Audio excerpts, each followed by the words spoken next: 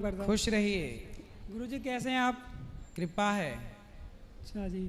जी मेरा वैसे तो कोई सवाल नहीं है।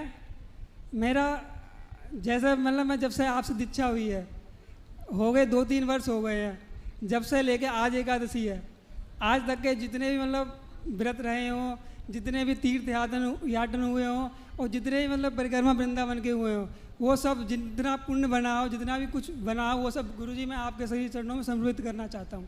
अच्छा, आप अपना खुश पुण्य रहिए। देना चाहे। हाँ, धन्यवाद। मेरा जितना पुण्य है, जितनी मेरी सेवा है, जो भी मैंने किया है, व्रत जितने आज का ही व्रत, सारा पुण्य मुझे क्यों देना चाहते हैं? कुछ पुण्य अपने पास मुझे रखिए। चाहिए ही नहीं। पुण्य और पाप मैं बिल्कुल खत्म करना चाहता हूँ। अच्छा, मैं जीवन मुक्त होना चाहता हूँ। तो आप माँ बाप हैं आपके? जी सेवा करते हैं? जी मैं करता हूँ उनकी। विवाह हो गया? नहीं विवाह नहीं हुआ? नहीं करेंगे विवाह? नहीं, क्यों?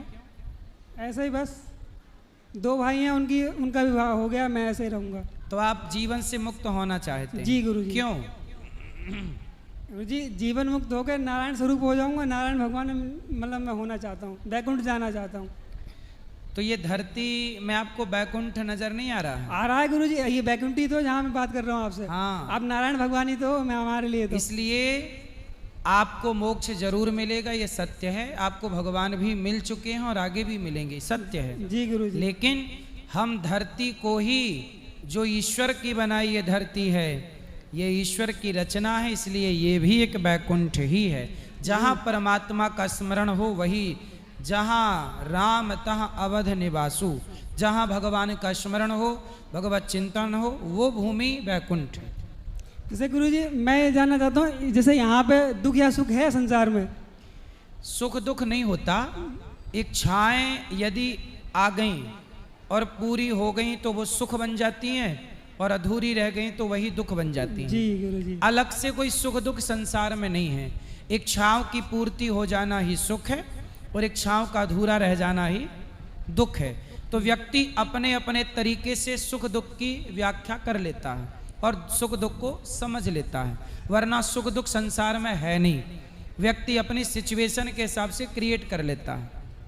जैसे गुरुजी गीता में जैसे बताया है, निर्माण अमोह जित दोष संगा अध्यात्म नित्या बिनवृत्त कामा द्वंद्व विमुक्ता सुख दुख संगे गच्छन तमूढ़ा पद्मम व्यम तत्। यदि अगर हम गीता के हिसाब से ऐसे चलें तो मुझे लगता है ना तो दुख है संसार में, ना सुख है। बिल्कुल। ना तो कोई बड़ा इंसान है, ना कोई छोटा इंसान है। कोई परेशान नहीं है, सब सुखी हैं, पूरा संसार सुखी है। गीता के हिसाब से चलने लग जाएं तो हर घर बैकुंठ ना हो जाए, हर घर ना।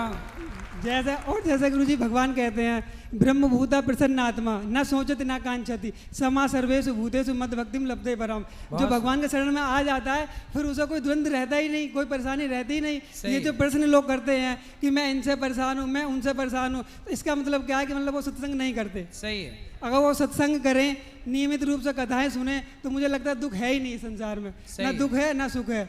अब मेरे 2 मित्र हैं गुरुजी, मेरा तो कोई प्रश्न नहीं था। जो मतलब मैं आपको देना चाहता हूँ मैंने आपको दे दिया। 2 प्रश्न हैं, एक कुलदीप है और एक अमन है। वो दोनों के दोनों छुपे पड़े हैं, बाहर है। क्यों? वो एक दोस्त है मेरा, वो शराब पीता है, बहुत ज़्यादा शराब पीता है, मांस खाता है। और वो आपके सामने इसलिए नहीं आया, आप ये कहते हो खाओ माँ कसम आज से शराब नहीं पीऊँगा मैं।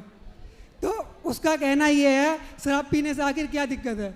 जैसे हम मांस खाते हैं, मुर्गी बकरे मतलब खाते हैं, उनका तो प्रारब्ध खत्म हो रहा है, वो तो जीवन मुक्त हो रहे हैं, हम खा रहे हैं, इससे दिक्कत क्या है?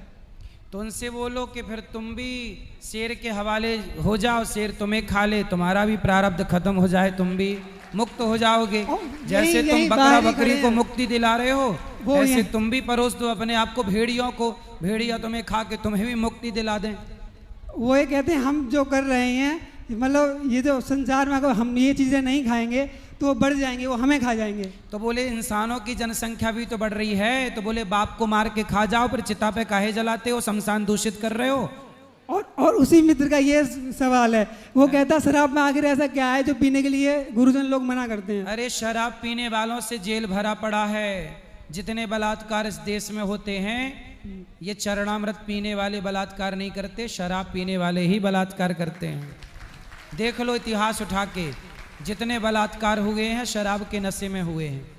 अब ये तो होगा जी, उनसे बोलो कि तुम्हारी बुद्धि अभी समझ में नहीं आएगी, टाइम लगेगा, सत्संग के बाद ही अक्कल आती है। वो मैंने उन्हें समझाया, जैसे सुंदरकांड में चौपाई है, पाप बंद कर सहज सुहाऊ, भजन मोर में भाव न काऊ। जो पापी व्यक्ति होता है वो भगवान या भगवान के जन साधु संतों के सामने नहीं खड़ा हो सकता, जो पुण्यात्मा होता है वही खड़ा होता है। सही है, सही है ना, ये मैंने समझाया।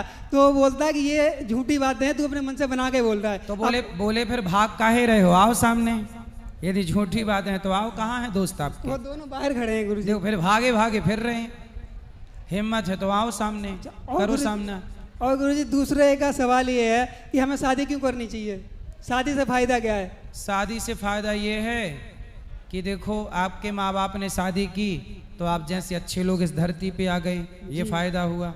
यदि आपके माँ बाप शादी करते ही नहीं तो आप कैसे आते? वो ये कहता है आजकल का यह जमाना आ गया है, शादी करो कोई ड्रम में डाल देता है, तो कोई सांप छोड़ देता है, तो कोई मतलब हनीमून पे जाते हैं वहां से मार देता है, और पुरुषों के पक्ष में कोई कानून नहीं है, इसलिए वो शादी नहीं कर रहा। सही है, लड़कियों के पक्ष में कानून है, लड़कों के पक्ष में कुछ नहीं है, इसलिए लड़के लोग आजकल शादी नहीं कर रहे हैं। और वो ये कहता है ये जो जैसे ये जो वृद्धाश्रम तुम्हारे गुरुजी चलाते हैं, मुझसे कहता है ये किसकी देन है? कहते हैं स्त्रियों की तो देन है ये। यदि स्त्रियां अपने पति से मतलब बैर ना रखें, मतलब प्रसन्न रहें, घर में कलेश ना करें, तो ये वृद्ध माताएं आना ही नहीं पड़े। नहीं, वो उनका कहना देखो, ये है। पति जब तक जिंदा होता है तब तक स्त्री वृद्धाश्रम नहीं आती। यहाँ कोई भी स्त्री पति के रहते वृद्धाश्रम नहीं आई। जब पति मर गया तो पति के जाने के बाद स्त्री हो गई अकेली। फिर बेटे ने उसे किया परेशान और बेटे ने घर के बाहर का रास्ता दिखा दिया, माँ बाप की संपत्ति हड़प ली, तब जाके उन माओ को अपने जब सताते हैं तब उन्हें वृद्धाश्रम में रखा जाता है। ये कहता है कि वो वृद्धाश्रम में जितनी वृद्ध माताएं हैं उनके कितने पुत्र हैं जिनकी विवाह नहीं हुआ है? हाँ, अधिकांश बच्चों के विवाह, कुछ बच्चे ऐसे हैं, कुछ माएँ जिनके 2 बेटे हैं पर विवाह नहीं हुआ और कुंवारे बेटों ने माँ को वृद्धाश्रम जितने मतलब भेज दिया, तो किसी ने विवाह के बाद भेजा। हाँ, मतलब विवाह के बाद ज्यादा ही लोगों ने भेजा है ना। हमारे पास तो सबका रिकॉर्ड है, बिना विवाह के बेटे भी कुंवारे अपनी माँ को वृद्धाश्रम भेज देते हैं। तो कुछ पर ये संख्या कम है। अच्छा, ये संख्या ज्यादा मतलब जिनकी विवाह हो गए उन्होंने ज्यादा भेजा अपने माता पिता को। ये सही है। और उसका ये भी वो ये कहता है जैसा कि मतलब जब द्वंद्व होता है, ठीक जी, जैसे कोई लड़ाई झगड़े होते हैं, रावण का भी जो लड़ाई हुआ था मतलब हुई थी, शूर्पणखा आके लक्ष्मण जी को उसने मतलब गलत साबित कर दिया और झूठ बोल के युद्ध करवा दिया, उनका ये कहना। और उनका कहना ये है जो किसने लड़ाई करा दिया? वो शूर्पणखा ने। हाँ, तो शूर्पणखा गलत थी। वो उनका कहना है शूर्पणखा के जरिए ये युद्ध हुआ, कितने 1 लाख बुत 1.25 लाख नातिक मारे गए। हाँ। और जो वो मंत्रा थी वो भी स्त्री थी, मंत्रा के ही कारण राम जी वनवास आए। और जो जिन्होंने वनवास भेजा उनकी माता कैकेयी जी, वो भी एक स्त्री थी, उन्होंने वनवास भेजा, उन्हीं के कारण उनके पति दशरथ जी का स्वर्गवास हुआ। तो ऐसा कौन कह रहा था? वो मेरे मित्र ही कहते हैं। तो आपके दोस्त मतलब स्त्रियों से डरे हुए हैं? अब डरे हुए नहीं है, उनका कहना वो सुन रहे हैं ये सारी बातें, वो बाहर ही बैठ के सुन रहे होंगे, इसलिए उन्होंने ये मुझसे प्रश्न करवाए हैं। और वो उनका कहना ये भी है। बात देखो, कैकेयी ने वनवास भेजा, ये बात सही है, मंथरा के कारण सब हुआ, बात सही है, इसमें क्या बुराई है जी? जो सत्य है वो है। और वो ये भी कहते हैं, पर सारी स्त्रियां नहीं होती ना बेटा। यदि कैकेयी का चरित्र है तो कौशल्या का भी चरित्र है, अनसुईया का भी चरित्र है, और जैसे सीता का भी चरित्र है। तो स्त्रियां सब थोड़ी गलत होती हैं। और एक बात आपने कथा में बताई थी, जो भर्तृहरि जी थे उन्होंने सन्यास लिया, इसलिए सन्यास लिया उन्होंने। हाँ, क्योंकि उनकी जो पत्नी थी पिंगला, वो भर्तृहरि जी तो सर्व मतलब वो बहुत बड़े राजा थे, उनकी पत्नी थी, उन्होंने कही जो मुझसे विवाह करेगा जो सबसे ज्यादा सुंदरी होगी। सही है। और ये चक्रवर्ती सम्राट थे और उनकी पत्नी कुल मिला के आप लोग स्त्रियों की पूरी हिस्ट्री निकाल के लाए हो। हिस्ट्री नहीं निकाल के लाए हैं गुरुजी। हाँ। जैसे उनका कहना ये है, वो उस मित्र का कहना ये है जो वो पिंगला थी, वो भर्तृहरि जी से उनका विवाह हुआ था। सुनो, हाँ, पुरुष भी तो स्त्रियों के टुकड़े करके कुकर में पकाते हैं। जी गुरुजी। पुरुष लोग भी तो स्त्रियों को जिंदा दहेज के केस में आज से 10 साल 20 साल पहले लड़कियों को मिट्टी का तेल डाल के बहुओं को जिंदा जला दिया जाता था। ये अत्याचार तो पुरुष ही करते थे ना स्त्रियों पर। तो स्त्रियां अत्याचार कर रही हैं, ठीक है, नहीं करना चाहिए, पर पुरुष भी तो, क्या स्त्रियों को जिंदा नहीं जलाया गया? क्या स्त्रियों को मार के कुकर में नहीं पैक किया गया?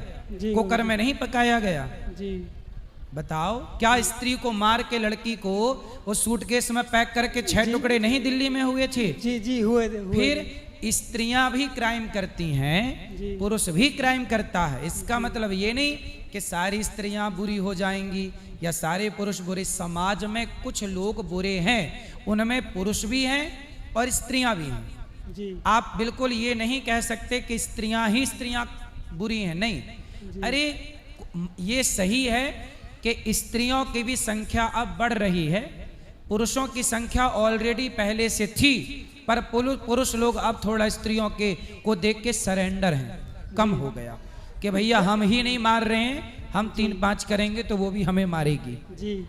और गुरुजी एक आए थे 45 वर्ष के युवक आए थे आपके पास जी। उनका विवाह नहीं हो रहा था जी। उन्होंने बोला गुरुजी मेरा विवाह नहीं हो रहा है जी। तो उनका वीडियो वायरल हो गया।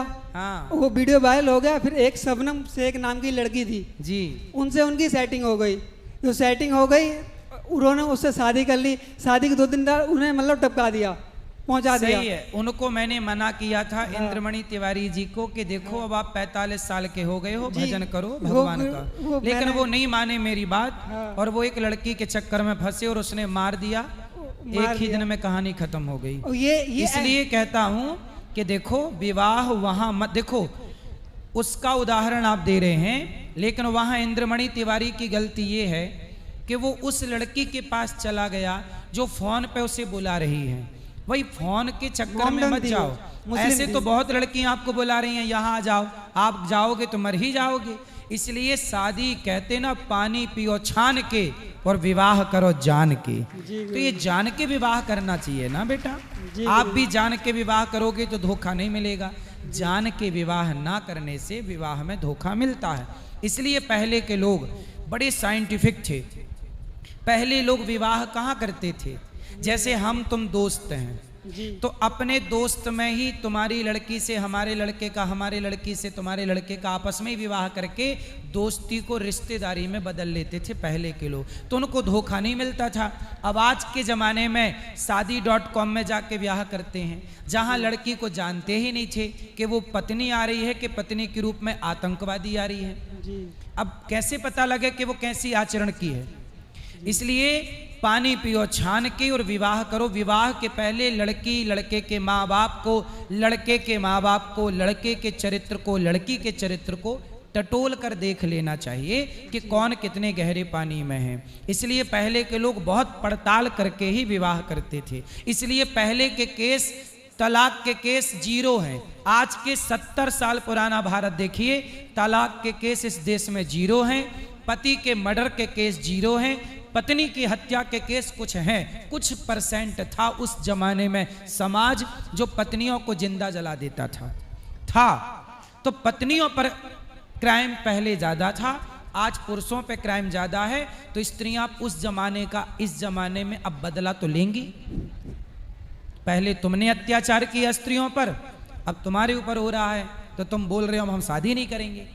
गुरुजी मेरा तो ये पर्सन है ही नहीं, वो उसी का पर्सन है। वो उसी के लिए बोल रहा हूँ, दोस्त के लिए। और गुरुजी जैसे अब मेरा ये पर्सन है, मैं आपको मित्र मान सकता हूँ? अरे हम आपके दोस्त हैं जी गुरुजी, परम मित्र हैं जी गुरुजी। आपके श्री चरणों में मेरा कोटि कोटि प्रणाम। खुश रहिए, खुश रहिए। और गुरुजी जो मेरे पुण्य वो सब आप ही को हो जाएं, आप ही को श्री चरणों में समर्पित। गुरुजी सारे पुण्य भगवान के चरणों में अर्पण करो, सारे पाप भगवान को अर्पण करो। हम भी आपके पुण्य लेके क्या करेंगे? गुरुजी आप जो पुण्य है वो भगवान के चरणों में अर्पित है। प्रभु आप जानो आपका काम यत करो सी गुरुजी, वो सब आप ही के श्री चरणों में समर्पित। गुरुजी श्रीमन नारायण। गुरुजी जय श्रीमन नारायण।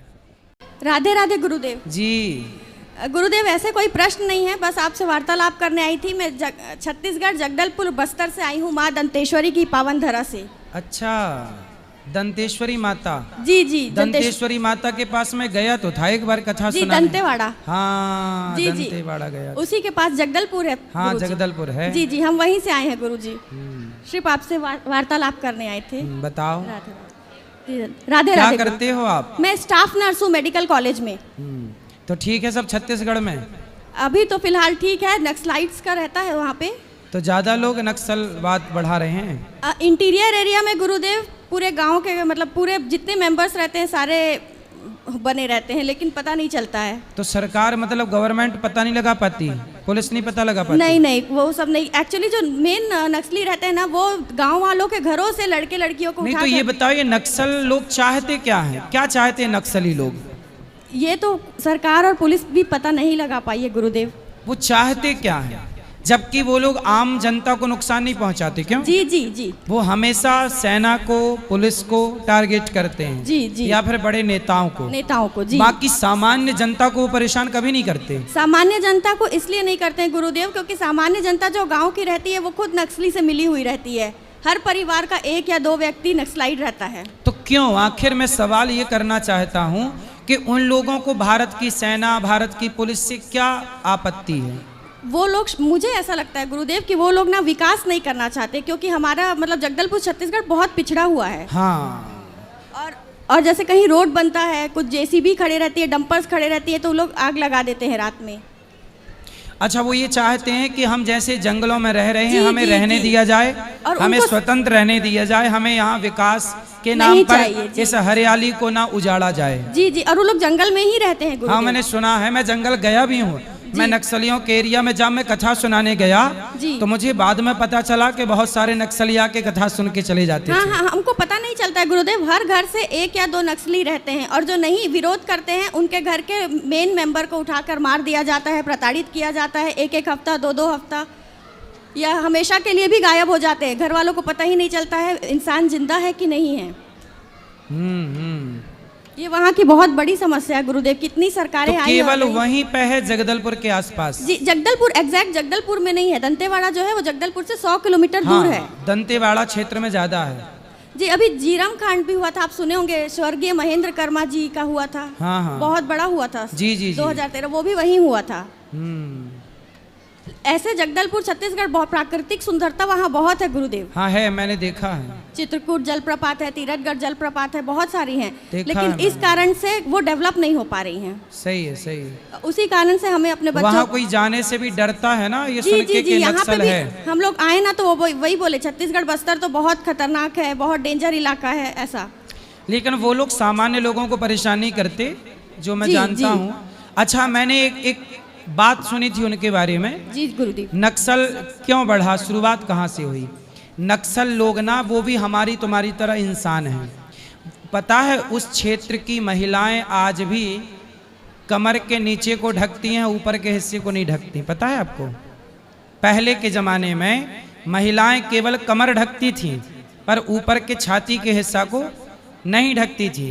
तो जब पहली बार वहाँ सेना या पुलिस गई तो उन लोगों ने, चूंकि वो विकसित नहीं था, तो वहाँ जंगल के तरह से लोग रहते थे, बहनें, बेटियां, भाई, लोग सब रहते थे। तो यहाँ के पढ़े लिखे लोग जब गए तो उनकी बहन बेटियों को उन्होंने कुछ परेशान किया। कुछ लोगों ने परेशान किया उनकी बहन बेटियों को, क्योंकि वो तो कपड़े नहीं पहनती थी ज़्यादा, केवल कमर का हिस्सा ढकती थी। ऊपर भी पहनती रही होंगी तो हल्का फुल्का कुछ, वो बिल्कुल सीधी सादी भोली भाली थी। तो कुछ लोगों ने उनको परेशान किया। वो जब परेशान किया उनकी बहन बेटियों को, तब उनको लगा कि भाई इन लोगों ने हमारी बहन बेटियों को छेड़ा है। तो फिर वो लोग पुलिस और सेना पर अटैक करने लग गए। तब से ये बहुत पुरानी, किसी ने मुझे ये बताया दंतेवाड़ा में ही, ये तब आज से कई साल पुरानी बात है। मुझे कभी बताया था तो वो दिमाग में थी, आज आपसे कहा कि ये कारण हो सकता है। कन्फर्म यही कारण है नक्सलवाद का, ये मुझे नहीं पता। कारण बहुत सारे हो सकते हैं, नक्सली ही बता सकते हैं। अभी भी वो लोग जंगल में ही रहते हैं गुरुदेव। और हाँ। जैसे पुलिस वाले, सेना वाले जाते हैं कुछ सर्चिंग करने, तो वो लोग जंगल के रास्ते से ही तेलंगाना निकल जाते हैं, दूसरे उड़ीसा निकल जाते हैं, दूसरे स्टेट्स चले जाते हैं। हाँ, सही है, सही है। चलो, भगवान करें सद्बुद्धि आए और सेना का जवान भी किसी माँ का बेटा, किसी पत्नी का पति, किसी पुत्र वो का बहुत पिता दुखद होता है गुरुदेव वहाँ इसलिए पे। ना करें। नक्सलवादियों से मेरी प्रार्थना है कि आप भी अपने हैं, हम आपके, आप हमारे, सेना आपकी, देश आपका। आपस में हम क्यों लड़ें? यदि लड़ना है तो हमारे नक्सलवादियों को, नक्सल भाइयों को लड़ना ही है तो आतंक के खिलाफ हम मिलजुल के लड़ाइयाँ लड़ें। जी जी आतंक को समाप्त करें, ना कि अपनी सेना को, ना कि अपने देश के पुलिस को। वो सही। बहुत दुखद होता है गुरुदेव। जी जी जी, राधे राधे गुरुदेव। राधे राधे।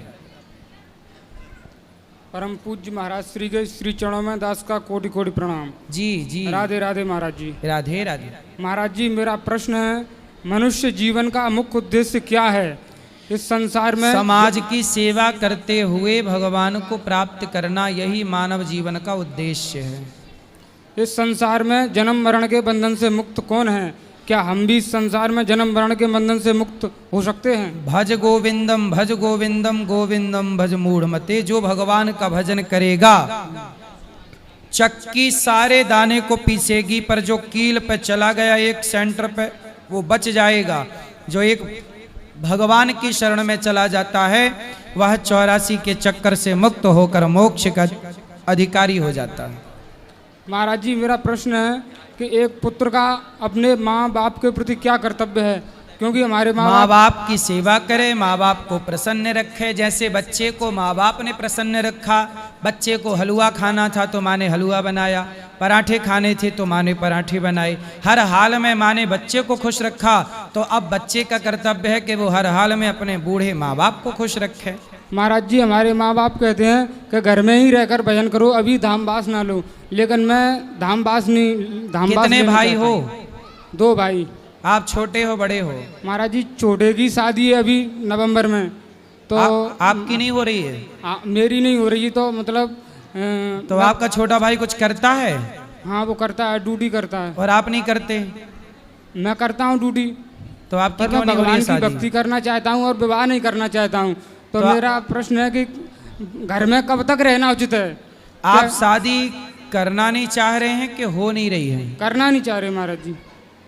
करना नहीं चाह, हो रही है?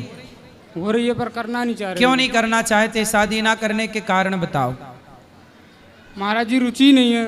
अच्छा, ये तो अच्छी बात है कि रुचि नहीं है। आपसे लड़कों को सीखना चाहिए, जो दूसरे बहन बेटियों को देखते रहते, ताकते रहते तुझको सांझ सवेरे, तो ऐसे वाले लड़कों को इनसे सीखना चाहिए।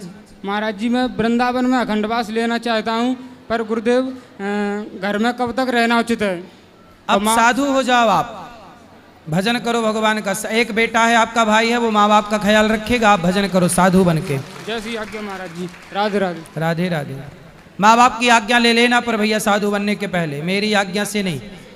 हर बेटे को अपने माँ बाप की आज्ञा जरूर लेनी चाहिए। गुरुजी राधे राधे। जी गुरुजी, हम बहुत परेशान हैं, हम कई 3-4 दिन हो गए, आपसे बात नहीं है पा रही है हमारी। हो रही है, बताओ।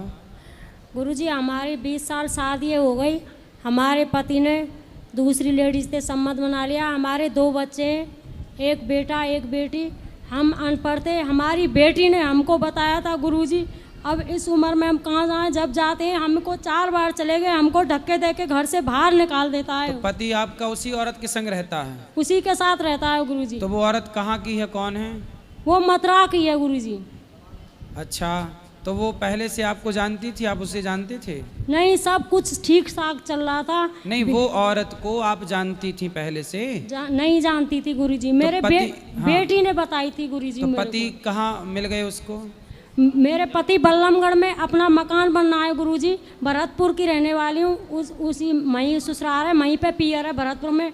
मैंने जैसे तैसे मकान भी बनवाया, अब मेरे को ये पता नहीं कि ये क्या हो जाएगा मेरे साथ में गुरुजी। तो कब से रह रहे हैं पति उसके साथ? 2 साल हो गई गुरुजी। तो उसका शादीशुदा है? कैसी है वो लड़की, महिला? नहीं, उसको आदमी चला गया है छोड़ के। नहीं, कहाँ? उसका भी आदमी चला गया? उसका चला गया है, अब मेरे को नहीं रखना चाहता तो है। उसका आदमी चला गया, तो आपका आदमी भी उसे आपको छोड़ के उसके पास चला गया? नहीं, घर पे ही रहता है, मेरे को नहीं रखता है गुरुजी। तो आप उस महिला को समझाओ कि तू क्यों मेरा घर बर्बाद कर रही है। समझा दिया, सास ने भी बोला, ननद ने भी बोला, तो सबने मिल करके नहीं मेरे को आरोप लगाया है और मेरे को मारा है। सास ने? सास ने और ननद ने भी।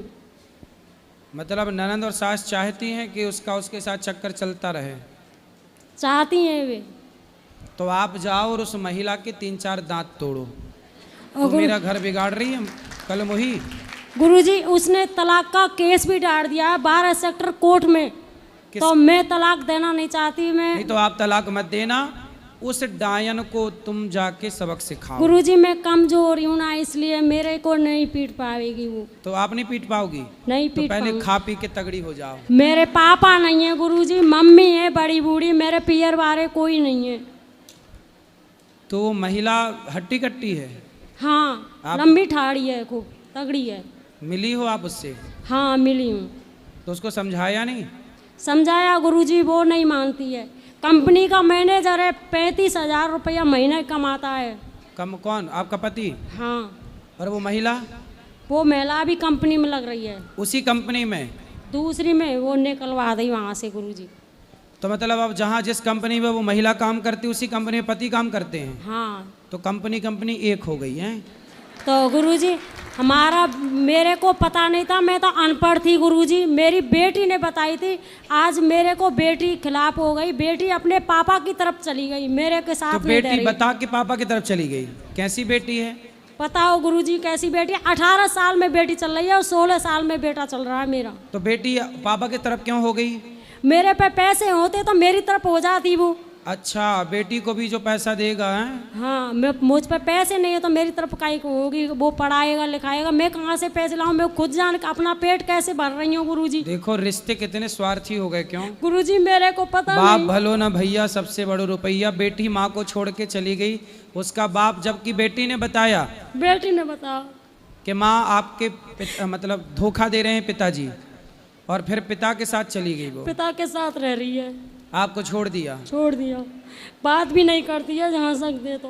क्यों बात नहीं कर रही है? बात नहीं कर रही, ना बेटा ना बेटी, कोई भी नहीं कर रहा है। बेटा भी बात नहीं करता? क्यों नहीं कर रहा है वो। 1 साल है गई मुझे पियर में रहते रहते। तो आप पियर में मत रहो ना, अपने पति के पास रहो। चली गई गुरुजी, परसों वहीं से आई और हूँ। बिल्कुल पति की पतंग की पूंछ बन के रहो साथ में, जहां जहां जाओ वहीं जाओ। धक्के दे के घर से बाहर निकाल देता है, बहुत मार पीट करता है। तो बेटा रोकता नहीं है आपका? बेटी नहीं रोकता है, कोई नहीं है मेरा गुरुजी। तो अकेली हूँ। पुलिस कंप्लेंट नहीं की? उसने ही की थी, तलाक का केस डाल दिया गुरुजी। तो पति मेरे ने? हाँ पति ने। पति आपको तलाक देना चाहते हैं? तलाक देना मैं नहीं देना चाहती, मैं तो अपने बच्चों के साथ रहना चाहती हूँ गुरुजी। पर आपके बच्चे भी तो दल बदलू हैं। बच्चे भी तो उसी की तरफ हो गए गुरुजी। पियर में कहाँ पे गुजारा करूँगी? मेरे पापा नहीं है, भाई नहीं है, मेरे एक माँ है बड़ी बूढ़ी। देखो वैसे तो आपके साथ जो हो रहा वो गलत है। आप या तो उस महिला को ठीक ठीक समझाओ, पुलिस कंप्लेंट करो, तलाक आप देना मत, क्योंकि भारतीय संस्कृति में तलाक का कोई विधान नहीं है। एक रास्ता तो ये है कि उसे, वो जो डायन तुम्हारे जीवन में घुस गई है, उस डायन को हटाया जाए। एक रास्ता ये है। दूसरा रास्ता ये है कि आप अपने मन को पूरी तरह से भगवान के चरणों में लगाओ। देखो आपने अपने बेटे को भी देख लिया कि वो भी स्वार्थी है, बेटी को भी देख लिया कि वो भी स्वार्थी है, पति को भी देख लिया। ये संसार के रिश्ते स्वार्थ से ही भरे पड़े हैं। स्वार्थ लाग करें सब प्रीति, सुर नर मुनि जन की यह रीति। अब आपके पास एक ऑप्शन है कि बढ़िया बेटा बेटी पति सबसे मन हटाओ और पूर्ण रूप से भगवान के चरणों में समर्पण कर दो। भगवान में मन लगाओ, इसी से आपका भला होगा, इसी से आपका कल्याण होगा, इसी से आपकी सदगति होगी। ये संसार के भोग विलास में जो पड़े हैं ये उलझ के अपना नाश ही करेंगे। कल्याण सबका भगवान ही करते हैं, इसलिए चित्त को भगवान के चरणों में लगाया जाए। ठीक है गुरुजी, अब मैं इस उम्र में कहाँ जाऊँ? मैं कहीं भगवान के भी की नहीं शरण में छोड़े। रहो। ठीक। माँ बाप के जहाँ भी आपको रह रहे हैं घर में रह के भगवान के आश्रित रहो बस। राधे राधे गुरुजी। जी मैं सोनभद्र से बिलोंग करती हूँ। गुरुजी आज मैं बांके बिहारी से दर्शन करके आ रही थी, तो फिर कुछ बंदरों ने मेरा प्रसाद छीन के खा लिया। तो मेरा मन थोड़ा विचलित हो रहा था कि वो प्रसाद मैं पा नहीं सकी। तो गुरुजी इसके कोई लिए बात कुछ नहीं, बताएं। बंदर पा गए सही है, एक ही बात है। भगवान के स्वरूप में आके क्या पा जाएं सब सही है। ठीक है गुरुजी, राधे राधे।